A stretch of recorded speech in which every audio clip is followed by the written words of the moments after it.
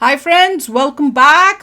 आज की ताज़ा खबर है कि चांद पर जैसे ही 113 किलोमीटर पर आया चंद्रयान 3, भेजा भयानक वीडियो, दुनिया में मचा धमाल। कमाल है। अनदर वीडियो और कमाल। पिछली वाली अगर वीडियो नहीं देखी थी वो ज़रूर देखना, हमने उस पर भी रिएक्शन किया था।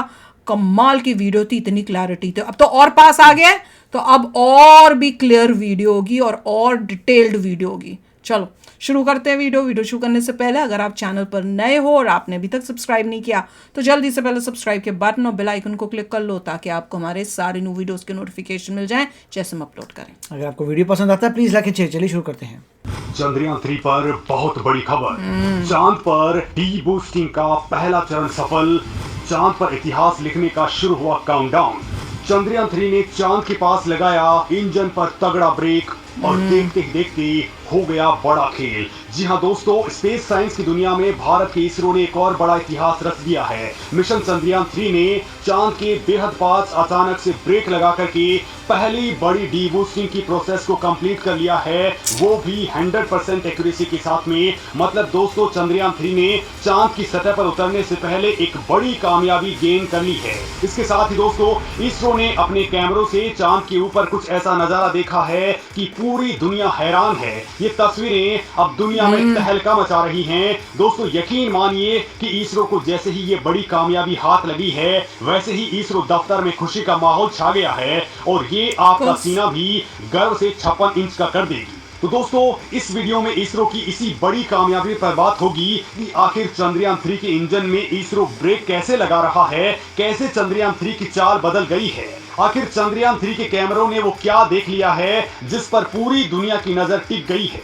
चांद पर जब ये धमाका कर रहा था भारत का चंद्रयान 3, तब रूस का लूना 25 वहां पर क्या कर रहा था और आखिर इस चंद्रयान 3 को लैंडिंग में असल मुसीबत कब आने वाली है, ये चांद के ऊपर केवल 14 दिन ही क्यों काम करेगा। तो दोस्तों इस वीडियो में मैं तब तक 14 दिन तक ही दिन होगा। सबसे पहले आपको बता देता हूं कि इसरो ने आज क्या किया है, यानी चंद्रयान 3 के इंजन में इसरो ब्रेक कैसे लगा रहा है, कैसे चंद्रयान 3 की चाल अब बदल चुकी है। तो दोस्तों इसरो अब यान को चांद के बेहद पास ला रहा है, साथ ही इसकी स्पीड को भी कम कर रहा है और इसी के लिए 18 अगस्त की शाम 4 बजे चंद्रयान 3 के लैंडर मॉड्यूल की स्पीड को और धीमा कर दिया गया है, मतलब उसे डी बूस्ट किया गया है। इसके बाद चंद्रयान 3 का विक्रम लैंडर अब 113 गुना 157 किलोमीटर की कक्षा में आ चुका है, मतलब कि अब उसकी चंद्रमा से सबसे कम दूरी 113 किलोमीटर ही है और सबसे ज्यादा दूरी 157 किलोमीटर है।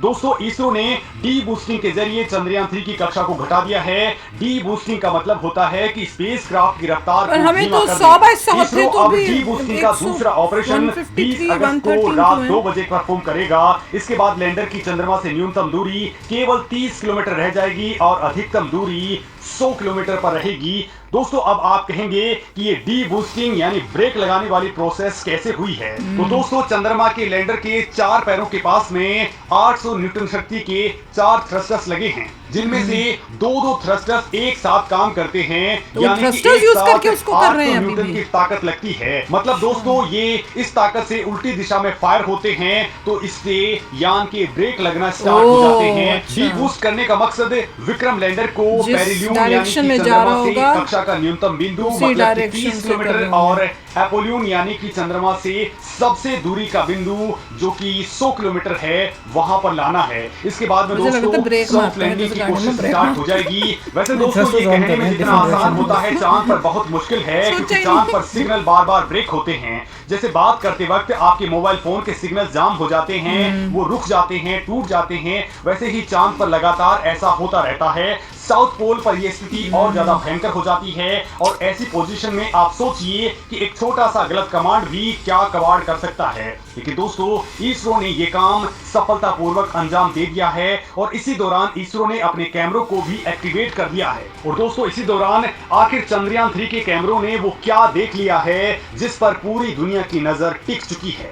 तो दोस्तों चंद्रयान 3 के लैंडर मॉड्यूल के प्रोपल्सन मॉड्यूल से अलग होने के बाद में चंद्रयान 3 की पहली तस्वीर सामने आ चुकी है। ये तस्वीर लैंडर इमेजर में लगे कैमरा 1 से ली गई है। कितना दोस्तों चंद्रयान 3 लग ने रहा जो है। खूबसूरत तस्वीरें भेजी हैं उसमें आप भी देख सकते हैं कि चांद को इतने करीब से शायद किसी ने नहीं है देखा तो, होगा। देखो, गड्ढा दोस्तों, नहीं लग इसरो रहा। ने एक साथ चांद हैं? की दो तरह की पिक्चर्स ली हैं, जिसमें पहली है लैंडर पोजीशन डिटेक्शन कैमरा यानी कि LPDC द्वारा कैप्चर की गई इमेजेस, और दूसरी है प्रोपल्सन मॉड्यूल और लैंडर मॉड्यूल के अलग अलग होने के बाद लैंडर इमेजर कैमरा 1 के द्वारा ली गई इमेजेस। दोस्तों इसरो ने जैसे ही चांद का वीडियो रिलीज किया है वैसे ही करोड़ों भारतीयों का मन उत्साह से भर चुका है, क्योंकि ये वीडियो चांद के बिल्कुल पास से लिया गया है वही तो। और वहां के स्पोर्ट्स भी आप क्लियरली यहाँ देख से तो सकते लग रहा हैं है। कि वहां पर इस किस एंगल तरह से तो के लग रहा है गड्ढे हैं। इन तस्वीरों में उबड़ दोस्तों खाबड़। कुछ ऐसा दिख रहा है जो बहुत ही पहाड़ी डरावना है। टाइप नहीं चांद लग रहा, की सतह पत्थर पर वत्थर। बड़े बड़े क्रेटर्स हैं, बड़ी बड़ी चट्टानें यहाँ पर हैं या मुझे और ये जाके गड्ढे दिख देखना रहे हैं पड़ेगा। जिन्हें ये तो यहाँ- क्रेटर्स कहा जाता है।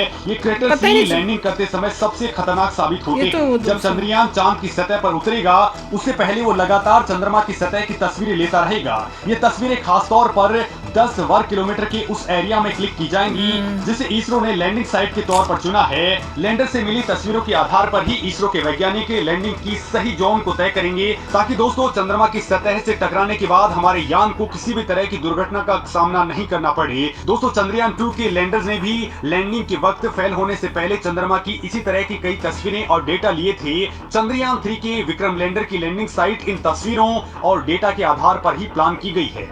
इसरो ने चंद्रयान 3 की लैंडिंग साइट को चंद्रयान 2 की लैंडिंग साइट के बिल्कुल करीब रखा है, लेकिन इस बार इलाका बहुत बड़ा रखा गया है ताकि ऐन मौके पर लैंडिंग साइट अगर बदलनी पड़े तो भी कोई दिक्कत नहीं आए। इसके लिए इसरो चंद्रयान 2 से मिले डेटा और तस्वीरों की मदद ले रहा है। डेटा और तस्वीरें मौजूद होने से इस इलाके की कई अहम जानकारियां इसरो के पास इस बार पहले से ही मौजूद हैं और इन्हीं की मदद से इसरो ने लैंडिंग साइट पर सॉफ्ट लैंडिंग का फुल प्रूफ प्लान तैयार किया है। हो भी और जाना आराम दोस्तों से। इसी बीच आज का तीसरा सवाल भी आ जाता है कि हमने चंद्रयान 3 की तस्वीरें ले ली हैं, पूरे डेटा कलेक्ट कर लिए हैं, लेकिन जब चंद्रयान 3 चांद पर धमाका कर रहा था तब रूस का लूना 25 क्या कर रहा था? क्योंकि दोस्तों असल में इस वक्त चांद के ऊपर रेस चल रही है। वो भी आ चुका होगा 100 बाय 100 में अब तक। बड़ी सफलता गेन कर ली है, लेकिन इसी दौरान रूसी स्पेस एजेंसी रोसकोस्मोस ने भी लूना 25 द्वारा खींची गई चांद की नई तस्वीरों को चमन रिलीज भेज किया दिया। है। उन्होंने दोस्तों ये टेलीग्राम के ऊपर रिलीज की हैं। तस्वीरों में चंद्रमा के दक्षिण ध्रुव के पास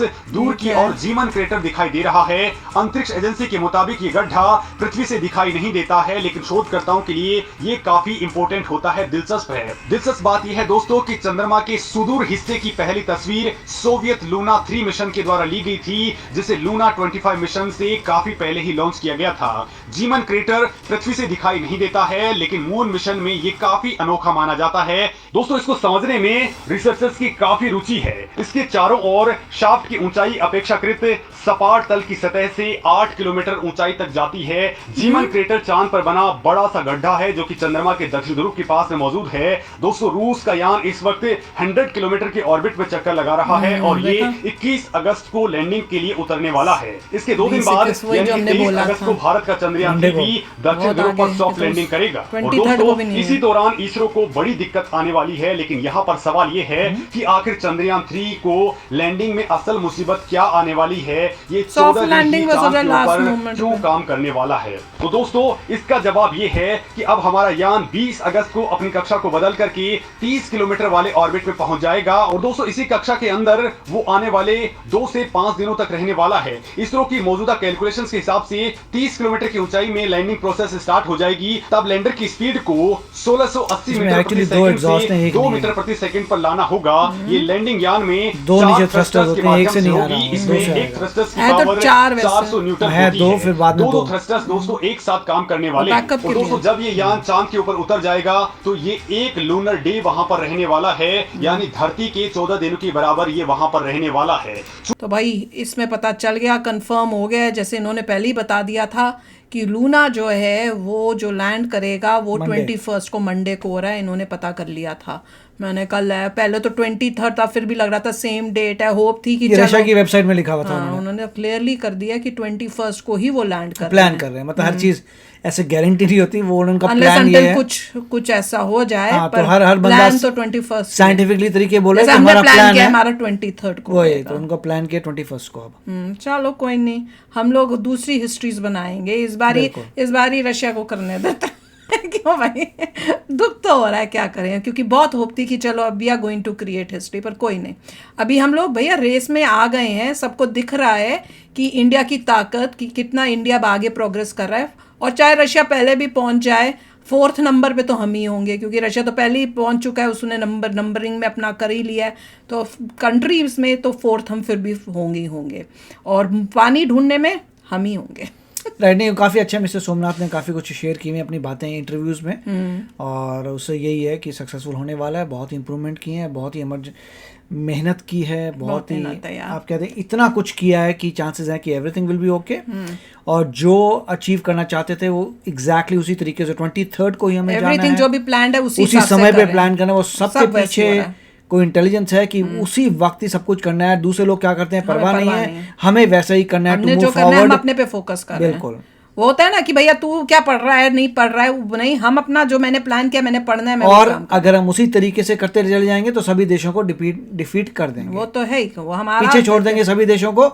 अगर जिस तरीके से हम कर रहे हैं, हमने सब प्लान किया हुआ, इट्स वेरी नाइस। बिल्कुल, और फोटोज जो भेजी हैं कमाल की फोटोज हैं। राइट, जो सोच रहे थे मून के बारे में कैसे दिखता है, और जो दूसरी फोटोज के देखे, अब असली देख के पता चल रहा है कि भैया मून ऐसे है। और जैसे जैसे पास जाते जाएंगे और क्लियर फोटो जब वो भेजेगा और मजा आने वाला है। तो चलो फ्रेंड्स, चलते हैं, मिलेंगे नेक्स्ट वीडियो में बहुत ही जल्द। Till then take care and bye bye. तो अगर आप मेरे इस चैनल पे नए हो तो जल्दी से सब्सक्राइब के बटन को हिट करो और बेल आइकन को क्लिक करो, ताकि आपको मेरा जब नया वीडियो मैं लगाऊं आपको उसके बारे में जल्दी से पता चल जाए।